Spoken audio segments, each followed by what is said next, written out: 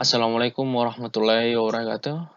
Perkenalkan, nama saya Abdillah Putra Liman dengan NIM 202300 kelas TIH. Baik, jadi saya akan menjelaskan beberapa tools pada aplikasi Yoast Forensic. Jadi langsung saja kita buka aplikasinya, klik yes. Nah, aplikasi Yoast Forensic terdapat dua version.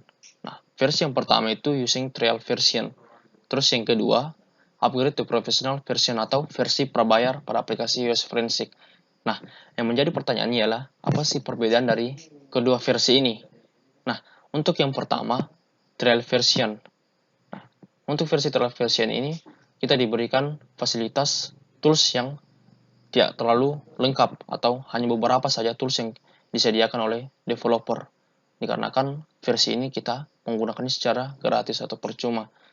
Sehingga pihak developer hanya menyediakan beberapa fasilitas tools yang bisa kita gunakan. Nah, untuk yang kedua, professional version atau prabayar. Nah, untuk versi ini kita perlu melakukan yang namanya transaksi pembayaran, sehingga kita bisa menggunakan versi ini.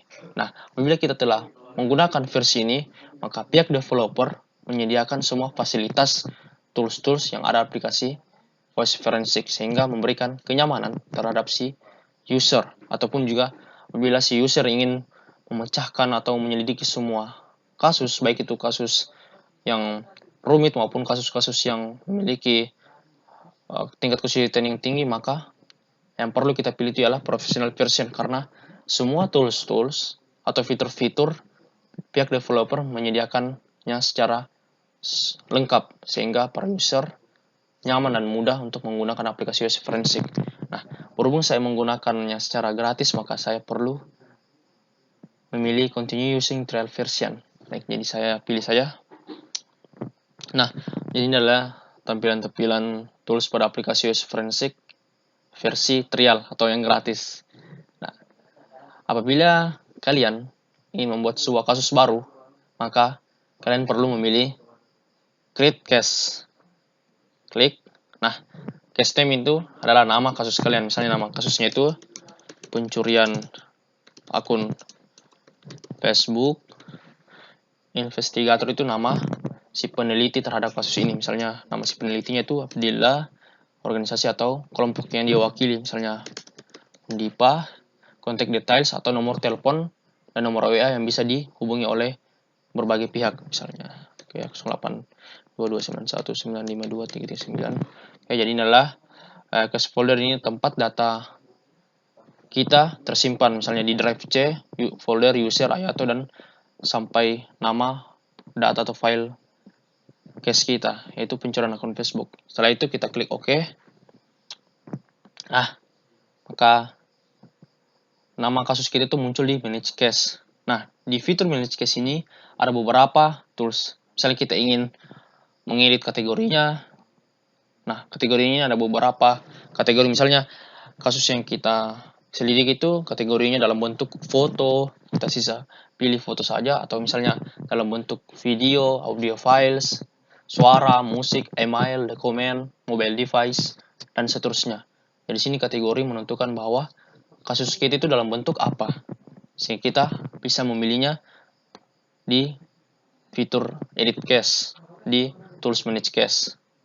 Misalnya kasus saya itu dalam bentuk foto, saya klik saja foto. Itu misalnya kalian ingin mengedit kembali kasus yang kalian buat itu, kalian bisa klik edit cache detail. Nah, misalnya saya ingin mengubah nama investigatornya itu Dila Putra Liman. Kalian klik saja OK. Oke. Nah, setelah itu apabila teman-teman ingin membuat sebuah indeks, maka teman-teman perlu memilih tools create index. Nah, apabila teman-teman setelah membuat create index, teman-teman perlu mencari indeks tersebut dengan mengklik search index file content.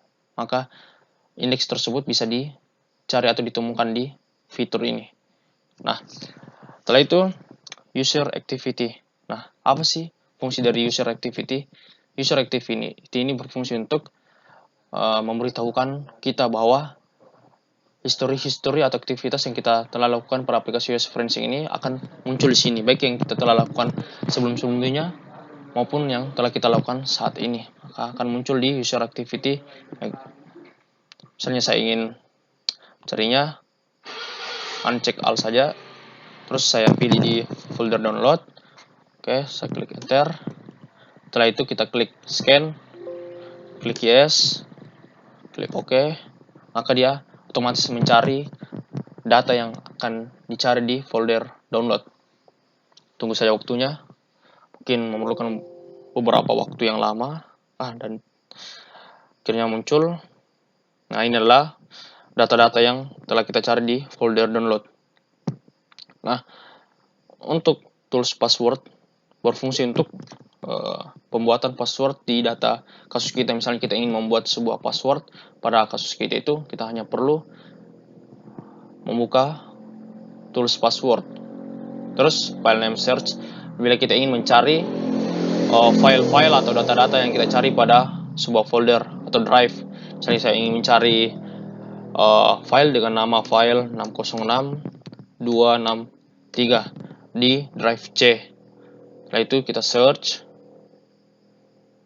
Nah, maka muncul file yang kita cari di drive C. Ini dalam bentuk JPEG, timeline, waktunya. Nah, delete file search ini berfungsi untuk mengembalikan file-file atau data-data yang telah kita hapus. Nah, kembali saya jelaskan bahwa fungsi dari user activity ini pada scan drive ini fungsi sebagai menampilkan di mana sih kita simpan data-data tersebut. Misalnya kita simpan di drive C, drive E, F, G. Nah, berhubung saya menggunakan drive C, E, F, maka yang tersedia itu ialah drive C, E, F. Dan apabila saya ingin menggunakan hard disk, maka yang muncul itu ialah drive G. Oke, baik. Sekian dari saya. Kurang lebihnya mohon dimaafkan, karena saya juga sebagai manusia biasa tidak luput dari kesalahan. Saya kira dengan ucapan wassalamualaikum warahmatullahi wabarakatuh. Dan terima kasih atas perhatiannya.